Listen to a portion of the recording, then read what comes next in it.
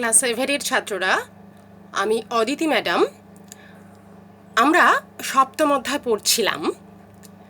আজ সপ্তম অধ্যায়ের পরবর্তী অংশ আমরা পড়ব। আজ আমরা পড়ব সুলতানি ও মুঘল স্থাপত্য ও চিত্রকলা। ঠিক আছে?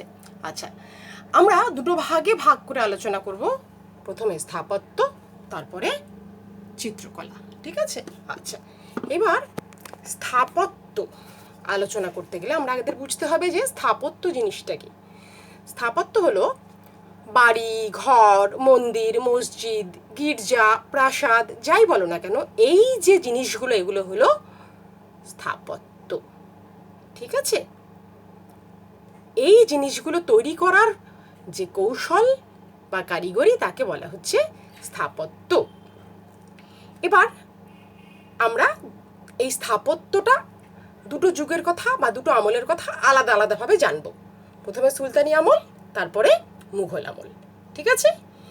তবে সুলতানি এবং মুঘল দুই আমলেরই স্থাপত্যের ধরনটা কিন্তু একই ছিল। সেটাকে বলা হচ্ছে ইন্দো ইসলামীয় স্থাপত্য রীতি। ঠিক আছে? মানে প্রতিটি দেশের, প্রতিটি অঞ্চলের নিজস্ব কিছু স্থাপত্য রীতি থাকে, যে সেই দেশে কিভাবে বাড়িঘর বানানো হয় বা প্রাসাদ টাসাদ কিভাবে বানানো হয়। ইন্দো বলতে ভারতের যে নিজস্ব রীতি ছিল, সেই সঙ্গে সুলতানরা বলো, মুঘলরা বলো, এনারা মুসলিম, এনারা বিদেশ থেকে এসেছেন, সঙ্গে নিজেদের স্থাপত্য রীতি সঙ্গে নিয়ে এসেছেন। সেই দুটো রীতিকে মিশে, দুটো রীতি মিলেমিশে যে রীতি সৃষ্টি হলো, সেটা হচ্ছে ইন্দো ইসলামীয় স্থাপত্য রীতি। ঠিক আছে?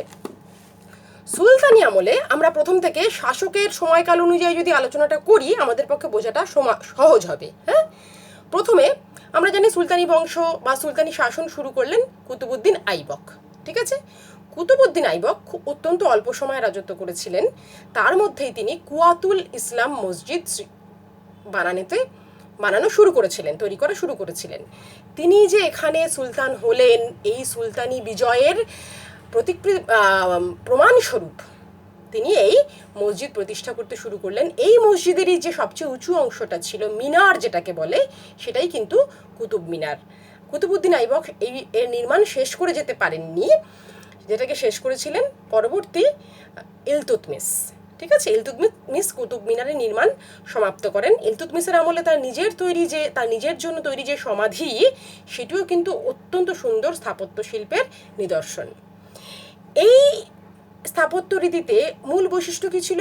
বড় বড় মিনার, গম্বুজ, খিলান বড় বড়, অর্থাৎ সুলতানরা যে বিজয়ী, তারা যে ক্ষমতাধর, শক্তিধর, সেটা বোঝানোর জন্য উঁচু উঁচু বড় বড় প্রাসাদ, বড় বড় মিনার, কারো মৃত্যুর পর কারো স্মৃতিতে সমাধি তৈরি হলেও সেখানে বড় বড় গম্বুজ, বড় বড় খিলান দিয়ে সেই জয়ের বা বিজয় গর্বকে প্রকাশ করার জন্য এইরকমভাবে তৈরি করা হতো।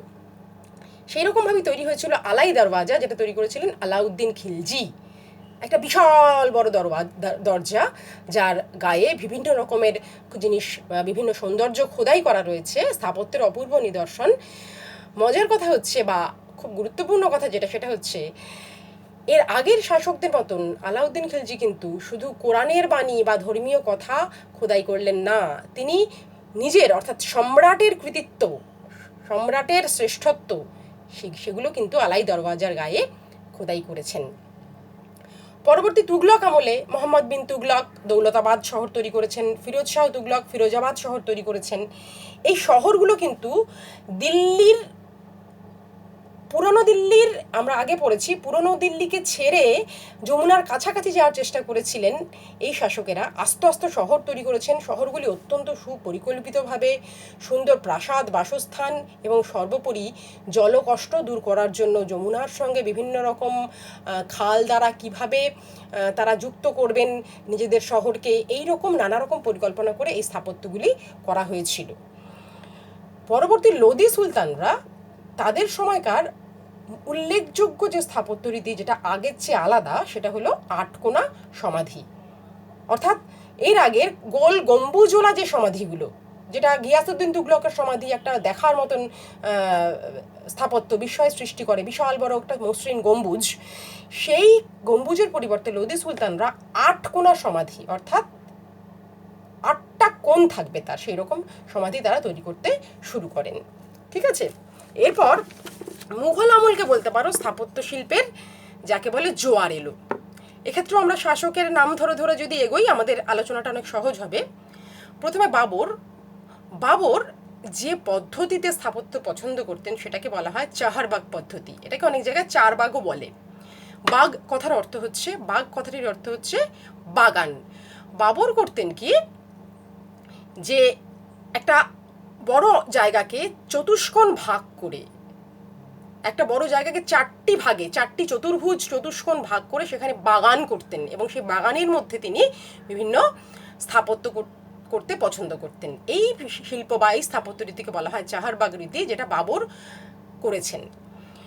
বাবর খুব অল্পদিন রাজত্ব করেছেন আমরা জানি, 1526 থেকে 1530। তারপর তার ছেলে হুমায়ুন বসলেন। আমরা জানি হুমায়ুনের রাজত্বের কিছুদিনের মধ্যে শের শাহের দ্বারা নিজের সিংহাসন হারিয়েছিলেন। তারই মধ্যে হুমায়ুন দিনপানাহ বলে একটি নতুন শহর তৈরি করতে হাত দিয়েছিলেন। তারপর তিনি যখন পারস্যে আশ্রয় নিলেন, দিল্লির সিংহাসন যখন দখল করলেন শেরশাহ, এই শেরশাহ কিন্তু যুদ্ধবিগ্রহ, সাম্রাজ্যকে গঠন করা, শাসন ব্যবস্থাকে সুদৃঢ় করা, এদিকেই বেশি নজর দিয়েছিলেন। স্থাপত্য শিল্পের দিকে তার বেশি নজর দেওয়ার সময় ছিল না, কারণ তার শাসনকালও ছিল সংক্ষিপ্ত। তবে শেরশাহের সমাধি যেটা, সেটা কিন্তু দিল্লি বা ওই আশেপাশের অঞ্চলে নয়, বিহারের সাসারামে শেরশাহের যে সমাধিটা অপূর্ব, তার স্থাপত্যের নিদর্শন। জলে ঘেরা বলতে পারো, হ্রদের মতন একটা অঞ্চলে জলে ঘেরা, তার মাঝখানে শেরশাহের সমাধি অতীব সুন্দর। এরপর যার আমল থেকে স্থাপত্য শিল্পের জোয়ার এলো বলতে পারো, তিনি হলেন আকবর। মুঘল আমলে আকবর, আমরা জানি আকবরের সময় থেকেই মুঘল সাম্রাজ্যের বিস্তার বা জয়যাত্রা সবচেয়ে বেশি শুরু হয়। আকবর করলেন কি, তিনি এই যে বিভিন্ন অঞ্চল জয় করতে শুরু করলেন, সেই সব অঞ্চলে গুরুত্বপূর্ণ, সাম্রাজ্যের গুরুত্বপূর্ণ অঞ্চলগুলিতে বিভিন্ন দুর্গ শহর গড়ে তুলতে শুরু করলেন, অর্থাৎ উচ্চ স্থানে সুউচ্চ দুর্গ এবং তাকে ঘিরে সুন্দর শহর। এক্ষেত্রে প্রথমেই মাথায় আসে আগ্রা শহরের কথা, আগ্রা দুর্গ, আগ্রা ফোর্ট। এছাড়া তিনি এলাহাবাদ ফোর্ট তৈরি করেছেন, হ্যাঁ, রাজস্থানে অনেকগুলি দুর্গ তৈরি করেছেন, গুজরাটে দুর্গ তৈরি করেছেন, দাক্ষিণাতে দুর্গ তৈরি করেছেন। সবগুলোই কিন্তু তার এই স্থাপত্যের উদাহরণ। এছাড়া তিনি ফতেহপুর সিক্রি তৈরি করেছেন। ফতেহ কথার অর্থ হচ্ছে জয়, অর্থাৎ তার বিজয়ের প্রতীক হিসেবে তিনি ফতেহপুর সিক্রি তৈরি করেছেন। অত্যন্ত সুপরিকল্পিত, সুন্দর, নানা ধরনের প্রাসাদ, জলাশয়, নানা রকম কিছু দিয়ে এটি সাজানো এই শহর। এছাড়া তিনি গুজরাট জয়ের পরে বানিয়েছিলেন বুলান্দ দরওয়াজা, সুউচ্চ, প্রশস্ত যে দরজা, সেই দরজার সবটাই জুড়ে রয়েছে স্থাপত্য শিল্পের নানা নিদর্শন। জাহাঙ্গীরের আমলে এই আকবরের ধারা অব্যাহত রইল। জাহাঙ্গীর নতুন একটা পদ্ধতি শুরু করলেন, সেটাকে বলা হলো পিয়েত্রাদুরা পদ্ধতি। কি সেই পিয়েত্রাদুরা পদ্ধতি? শ্বেত পাথরের স্থাপত্যের মধ্যে বিভিন্ন ধনরত্ন, মণিমাণিক্য খোদাই করে সাজিয়ে যে স্থাপত্য রীতি, তাকে বলা হয় পিয়েত্রাদুরা, যেটা জাহাঙ্গীর শুরু করলেন। শ্বেত পাথরের ব্যবহার আরো বেশি করে শুরু হলো জাহাঙ্গীরের আমলে। ঠিক আছে, এই পিয়েত্রাদুরা পদ্ধতিতে জাহাঙ্গীর প্রথম যে স্থাপত্যটা করিয়েছিলেন সেটা হলো তার শ্বশুরমশাই ইতমাত উদ্দৌলা, অর্থাৎ নূরজাহানের বাবা ইতমাত উদ্দৌলার সমাধি। এরপর তো ইতিহাস আমরা জানি, শাহজাহানের আমল হচ্ছে সুবর্ণযুগ মুঘল স্থাপত্য শিল্পের। তাজমহল তো সবার আগেই আমাদের মাথায় রাখতে হবে। তিনি তার প্রিয়তমা পত্নীর স্মৃতি রক্ষার্থে যে সমাধি মন্দির নির্মাণ করেন, সমাধিসৌধ তাজমহল। এছাড়াও শাহজাহান লাল কেল্লা তৈরি করেছেন। লাল কেল্লার ভেতরে মতি মসজিদ হচ্ছে অসাধারণ তার কাজ। লাল কেল্লার স্থাপত্য কীর্তি তার মানে অবিস্মরণীয় কীর্তি। এছাড়াও শাহজাহানের আমলে আরও অনেক লাল বেলে পাথরের যে ব্যবহার, সেটা আরও অনেকভাবে চতুর্দিকে করা হয়েছিল। অরঙ্গজেব বেশিরভাগ সময় যুদ্ধ বিগ্রহ নিয়ে ব্যস্ত ছিলেন। তার জীবনের অনেকটা সময়ই কেটেছে দাক্ষিণাত্য জয় করতে এবং যুদ্ধ করতে। তিনি দাক্ষিণাত্যে থাকাকালীন তার পত্নী মারা যান। তার স্মৃতির উদ্দেশ্যে তিনি দাক্ষিণাত্যে তৈরি করেন বিবি কা মাকবারা। এটাকে অনেকে দ্বিতীয় তাজমহল বলে থাকেন, মানে গঠন শৈলীতে তাজমহলের সঙ্গে অনেকটাই মিল রয়েছে সেই কারণে। এছাড়াও এই যে আমরা যেগুলো বললাম সুলতানি আমলে, মুঘল আমলে, এইগুলো সবই কিন্তু বলতে পারো সুলতান এবং সম্রাটদের দ্বারা তৈরি, তাদের বসবাস বা তাদের আশেপাশের অঞ্চলে তৈরি। মানে এগুলোকে বলতে পারো রাজকীয় উদ্যোগে বা বলতে পারো যে সম্রাটের উদ্যোগে দরবারি স্থাপত্য শিল্প এগুলো। এই সময় কিন্তু এই দিল্লি বা সম্রাটদের উদ্যোগ ছাড়াও আরও বেশ কিছু স্থাপত্য গড়ে উঠছিল গোটা ভারত যদি দেখতে পাই আমরা, সেগুলোকে আমরা আঞ্চলিক স্থাপত্য হিসেবে আলোচনা করতে পারি। যেমন গুজরাটের জামে মসজিদ, আহমেদাবাদে আছে জামে মসজিদটা, অসম্ভব তার স্থাপত্য রীতি। বিজাপুরে সুলতানরা অত্যন্ত স্থাপত্য শিল্পের তারা পৃষ্ঠপোষক ছিলেন। বিজাপুর রাজ্যের বিভিন্ন স্থাপত্য শিল্পকৃতি এখনও ছড়িয়ে আছে দাক্ষিণাত্যে, ঠিক আছে। তার মধ্যে আমি একটা উদাহরণ লিখেছি, দেখো গোল গুম্বাদ, এটি একটা অপূর্ব বিস্ময় সৃষ্টি করে আজও, হ্যাঁ, বিজাপুরে। আমাদের বাংলাদেশ একটা আলাদা রকমের স্থাপত্য শিল্প রীতি সে সময় গড়ে উঠেছিল, সেটা হলো জোর বাংলা রীতি। জোর বাংলা রীতি মূল কথাটি হচ্ছে বাংলা রীতি। কি সেটা? এটা করা হতো কি, একটা চালের মতন ঢালু ছাদটা করা হতো, যাতে মানে যেমন ধরো আমরা ছবিতে আঁকি না, বাড়িঘর আঁকতে গেলে একদম ঢালু চাল আঁকি, সেই রকম। অর্থাৎ বৃষ্টির জল যেন দাঁড়াতে না পারে সেজন্য এরকম করা হতো। এটাকে বলা হয় বাংলা রীতি। এবং এরকম দুটো পাশাপাশি স্ট্রাকচারকে যখন জোড়া লাগানো হতো তখন তাকে বলা হতো জোর বাংলা রীতি। এবং এই জোর বাংলা রীতিতে বাংলার বহু মন্দির তৈরি হয়ে রয়েছে। বাংলার আরেকটি যে ধারা সেটিকে বলা হয় রত্ন। রত্ন কথার অর্থ হচ্ছে চূড়া, অর্থাৎ যে মন্দির বা স্থাপত্যে একটি চূড়া সেটি এক রত্ন, যেটি দুটি চূড়া সেটি দ্বিরত্ন, যেটি পাঁচটি চূড়া সেটি পঞ্চরত্ন। গোটা বাংলা জুড়ে এরকম বিভিন্ন পঞ্চরত্ন মন্দির কিন্তু ছড়িয়ে রয়েছে। আর যেটা বাংলার ক্ষেত্রে উল্লেখ না করলেই নয় সেটা হচ্ছে টেরাকোটা। টেরাকোটা মানে পোড়ামাটির শিল্প। হ্যাঁ, তোমরা যারা বাঁকুড়া বেড়াতে গেছো, বিষ্ণুপুরে, বাঁকুড়াতে এবং ভারতের বাংলার আরও অনেক জায়গাতেই কিন্তু এই টেরাকোটা বা পোড়ামাটির অপূর্ব কারুকাজ করা মন্দিরের গায়ে গায়ে আমরা দেখতে পাই। এই টেরাকোটা শিল্প স্থাপত্য শিল্পের ক্ষেত্রে, এই সময়কার স্থাপত্য শিল্পের ক্ষেত্রে ভীষণই উল্লেখযোগ্য। ঠিক আছে, এবার আমরা আসি চিত্রকলার ক্ষেত্রে। চিত্রকলা মানে কি? চিত্রকলা হচ্ছে ছবি আঁকা, অঙ্কন, চিত্র অঙ্কন। এই চিত্রকলাকে আমরা দুভাগে ভাগ করে আলোচনা করব। একটা হচ্ছে দরবারি চিত্রকলা আর একটা হচ্ছে আঞ্চলিক চিত্রকলা। দরবারি কথাটি দরবার থেকে এসছে, অর্থাৎ রাজার দরবার, অর্থাৎ সুলতান বা সম্রাটরা তাদের সরাসরি পৃষ্ঠপোষকত্বে বা তাদের অনুগ্রহে, তাদের আগ্রহে যে চিত্রকলা হয়েছিল সেটাকে দরবারি চিত্রকলা বলবো।